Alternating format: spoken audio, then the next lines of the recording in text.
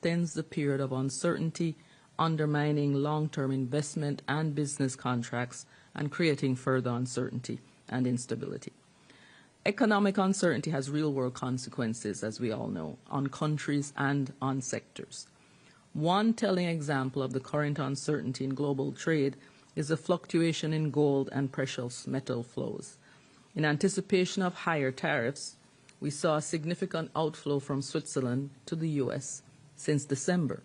But that trend has reversed after it was announced that gold and other precious metals were exempt from the reciprocal tariffs announced in April. According to U.S. import data released last Friday, trade flows have now rebounded, with imports into Switzerland up by 800% year-on-year in May, which also gives its own message.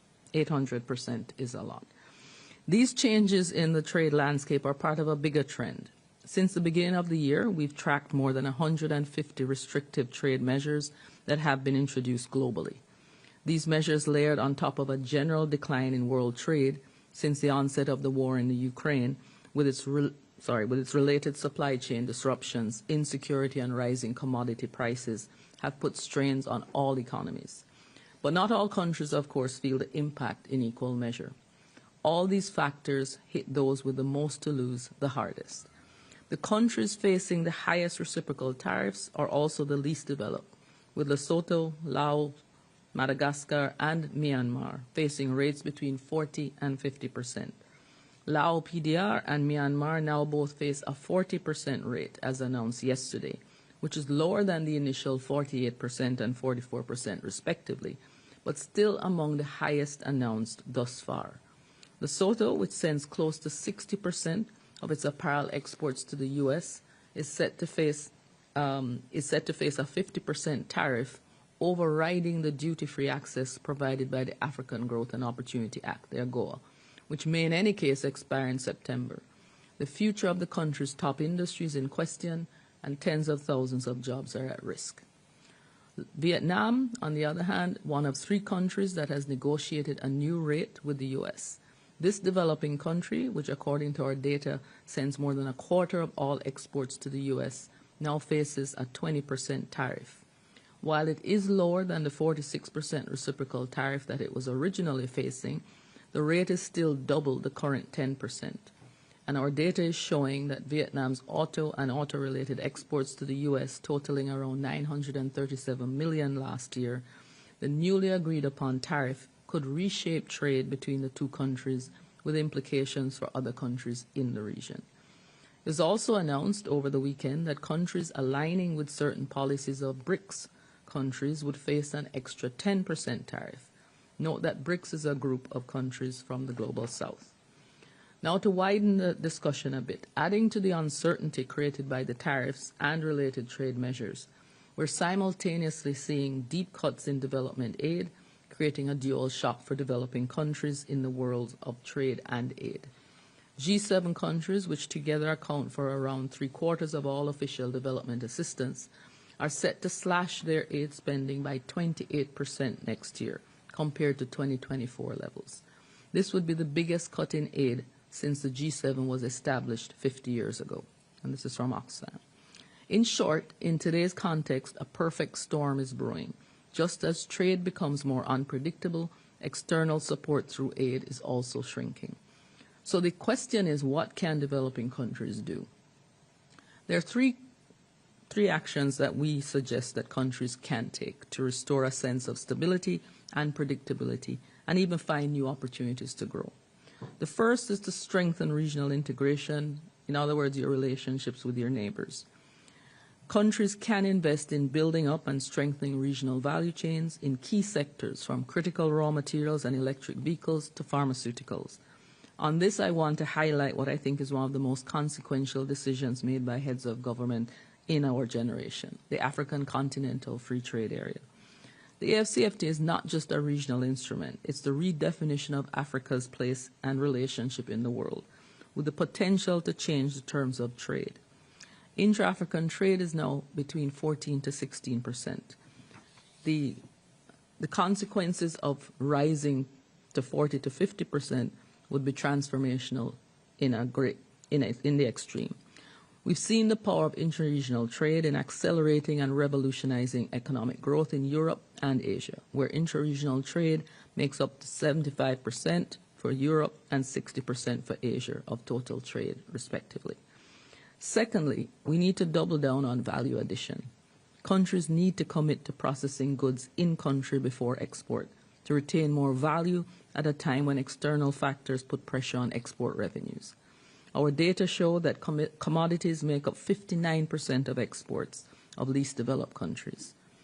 This share is around twice as high as the share of commodities in exports of other developing and developed countries.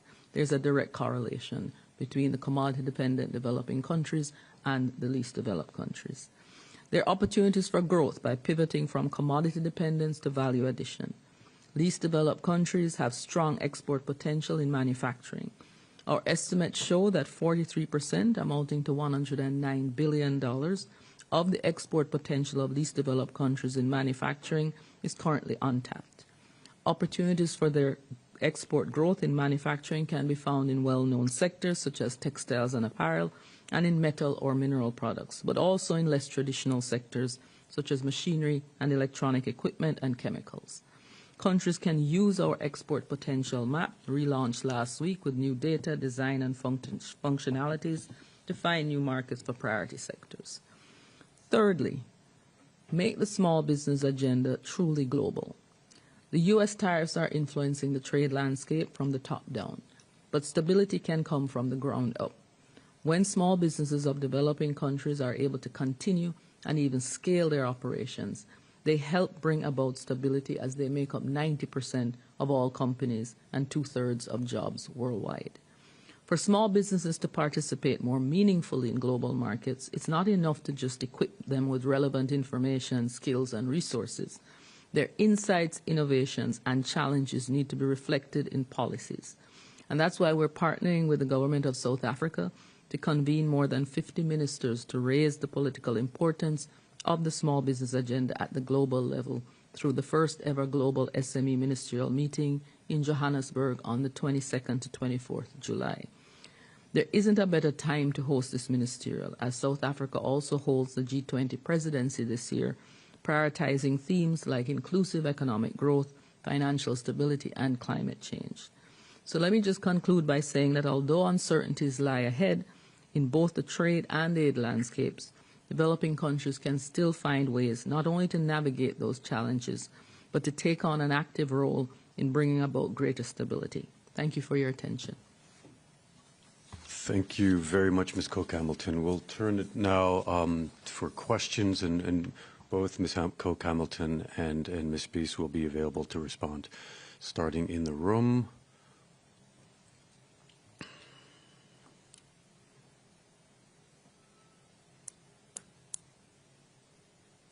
Okay, we have a question online from Olivia of Reuters. Olivia. Thank you very much for this briefing. I just had a question that I thought was really interesting, what you were saying about how this perfect storm is growing and aid is becoming unpredictable. But you're also saying actually this kind of delay of imposing reciprocal tariffs is still actually causing as much kind of harm and instability. Perhaps you could just explain in some detail on why even this delay is still causing problems for global trade.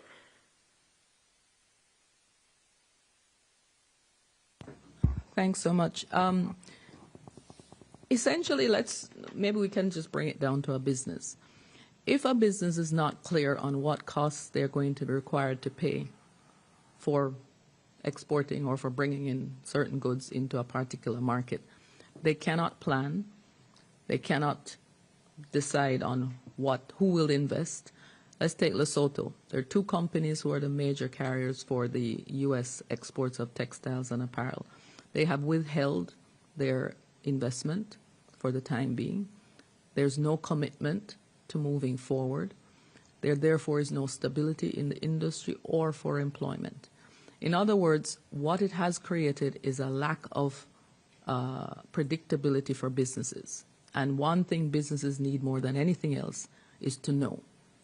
If they do not know, if they cannot clearly state what their export markets are going to be, what their costs will be, how long or if those costs will be rescinded in the next week or two, or if they will be delayed for another 3 months, there's absolutely no way that a business can plan. And so as a result, there is this, and let's multiply this by a millionfold. Let's look at all the major businesses across the world who, at this point, expecting a certain decision by tomorrow, are now shifting again to August 1st, which is 3 weeks from now. Some countries have already gotten their letters. The letters have outlined several different levels of tariffs, which it's not clear whether they're open to negotiation or not between now and August 1st, or if it's the final deal. So in other words, there is no clear ground. The sand keeps shifting. And if the sand keeps shifting, there's no way that you can make firm decisions for your business. So in essence, that's it. That's the crucial challenge. Thank you very much. Yes, Nina Larson of AFP. Yeah, thanks for this briefing. I was wondering, you spoke to us in April, I think, and I'm wondering what what's changed since then in your estimation of the situation, if you're more or less pessimistic, and if you see any signs that developing countries are facing the challenge, are following your advice, or yeah, thanks. It's hard to say. Things have changed. They may not have changed in terms of raw data, because it's a little soon to say, but I think attitudinally there have been shifts, very clear shifts on the part of several governments on issues of how are we going to engage more in the regional integration space, how are we going to find new markets. The cross-Atlantic trips that Canada has been taking are not by accident. The UK love fest now with EU is also not something that should be taken for granted. I think that there's a kind of recalibration of relationships taking place across the world, and I think this is being driven to a great extent by the need to realign and reassess trade relationships. But in addition to which, I also think that what has changed is the recognition by even countries, especially in Africa, that they need to really enhance and turbocharge the regional integration under the AFCFTA, because the level of vulnerability that they face, particularly with the ending of AGOA, which has driven most of their trade with the United States for over 20 years, seems to be coming to an end. And if it does come to an end and the current tariffs as they stand remain, it will be devastating for their economies. So that's what has changed. In terms of pessimism, I'm an eternal optimist, because I'm from an island, and you know, island people are always happy, generally speaking. But what I think is happening may not be such a bad thing, in the sense that it's forcing decisions that should have been made a long time ago. And it's promoting diversification, it's promoting regional integration, it's promoting looking at new markets, it's promoting, you know, an investment in themselves rather than the dependence. And in addition, I think what is even more important is the fact that China, as you know, one would think that that would have been one of the major issues. China has now announced that they are going to give full tariff-free access for Africa. That is a major, major, major development. And it can swing things in a way that was not anticipated 3 months ago.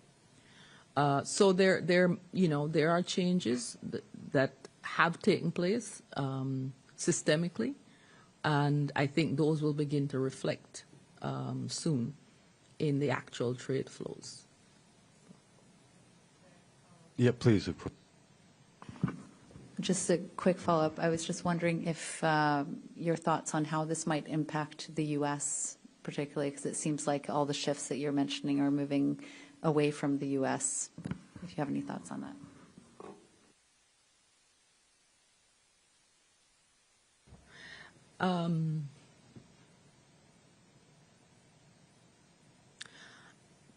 I think in the long run, it will have a negative impact on the U.S. economy, broadly speaking.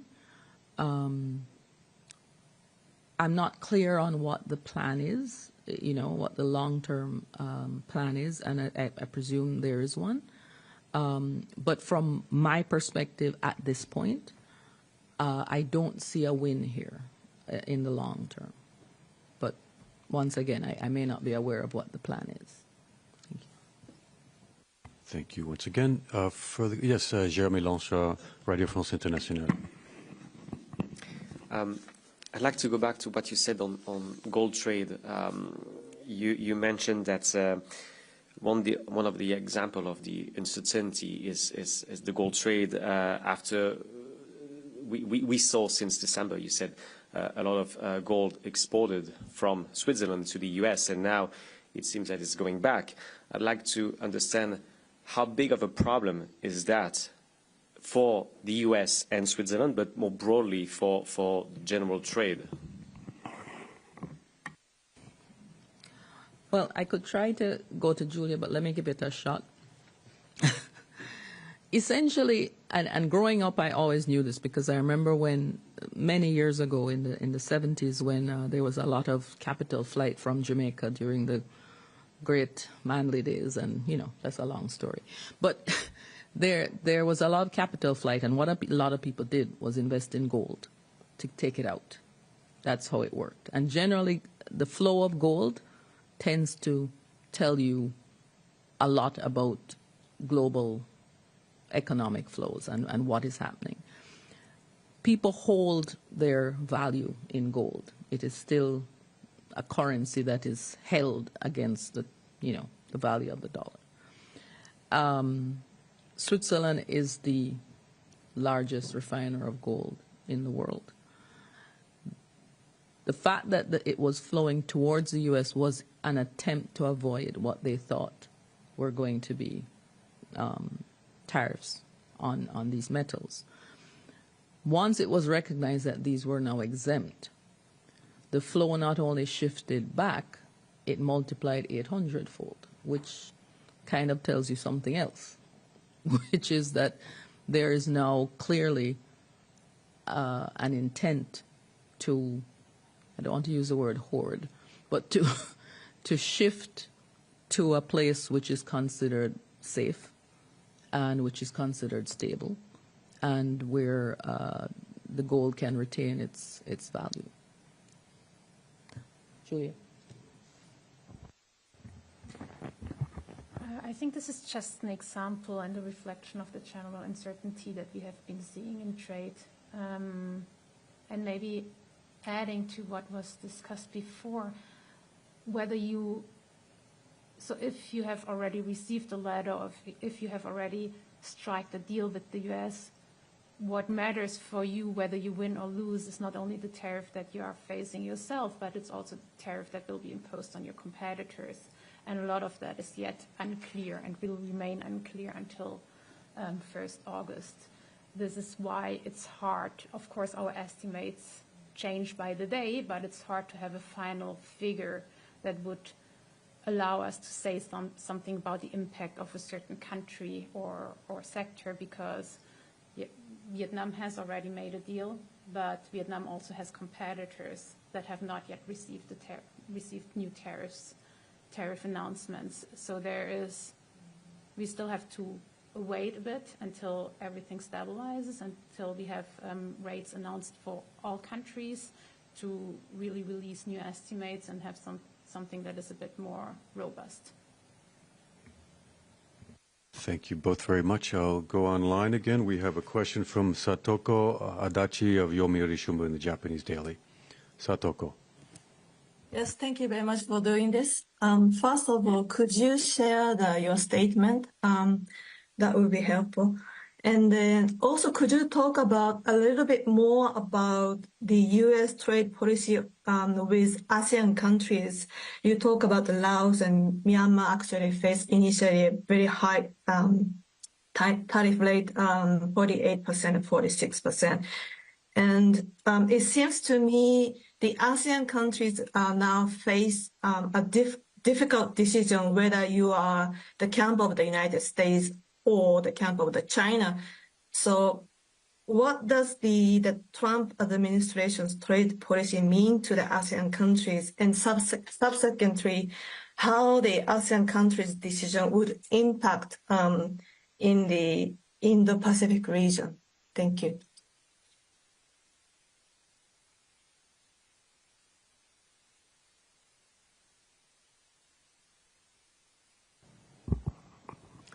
Thanks so much. I can't speculate as to what the U.S. policy is in ASEAN.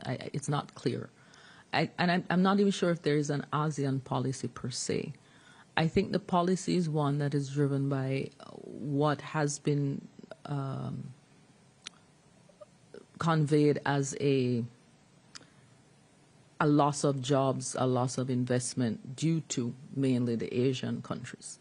So it's driven by the feel that they have lost investment, they've lost companies, they've lost competitiveness because of the Asian tigers, if you want to call it that. And I think the attempt is to try to pull back some of that perceived loss back to the United States. It is not clear that this is necessarily a strategy that will be successful. It does not seem to be the case, but I think, and I'm not sure if it's as black and white as between China and the U.S. I think ASEAN is a little more nuanced in terms of its internal trade mechanisms and how it will respond to these tariffs. What is clear is that the tariffs, for example, the 25% on South Korea and on Japan are pretty onerous compared to what it was before. And in fact, the 25% is higher than Japan had under the original announced tariff, which was 24%. It's negligible in terms of difference, but it sends a signal that, countries should be concerned about. I think the negotiations that ASEAN will have to look at is how do they protect their internal, their markets? How do they find new markets for the products that are being made? Is it just the U.S. or can they diversify to other markets that have the same kind of demand for their products? A lot of it is also linked to the fact that a lot of the trade between ASEAN and the U.S. is based on U.S. companies investing in ASEAN. And so are you going to have those companies leave, or are they going to stay and find other markets in which to diversify? We're not clear on what these companies' decisions will be. But I think that will, once, hopefully August 1st, once they're clear on what the implications are, then I think companies will begin to decide. I mean, we looked at Apple, the fact that they moved all their iPhone production to India for the most part, because at the time the Chinese tariffs were incredibly high. We still haven't seen what the result will be on from India, what will be negotiated. So it's still, as I said, that's the problem. It's still very, very fluid. Nobody's clear on what will emerge. But I think for ASEAN, it will be an important discussion with respect to diversifying markets, diversifying investment flows, and looking at whether the companies that currently invest will remain or if they will divest outwards. Thank you once again. We may have time for just one last question, if any. Looking in the room first and online. Okay, I don't see that's the case. In that note, I'd like to thank you very, very much, both of you, for coming here. It's a supremely important opportunity for the journalists here, and good luck with the upcoming conference in Johannesburg and with all the rest of your work. So thank you so very much. Colleagues, we're going to stay. For those of you connected on Zoom, please don't get off the signal. We're going to resume in just a few minutes with the regular press briefing, but we're going to take a short technical pause. So please stay with us. Thanks.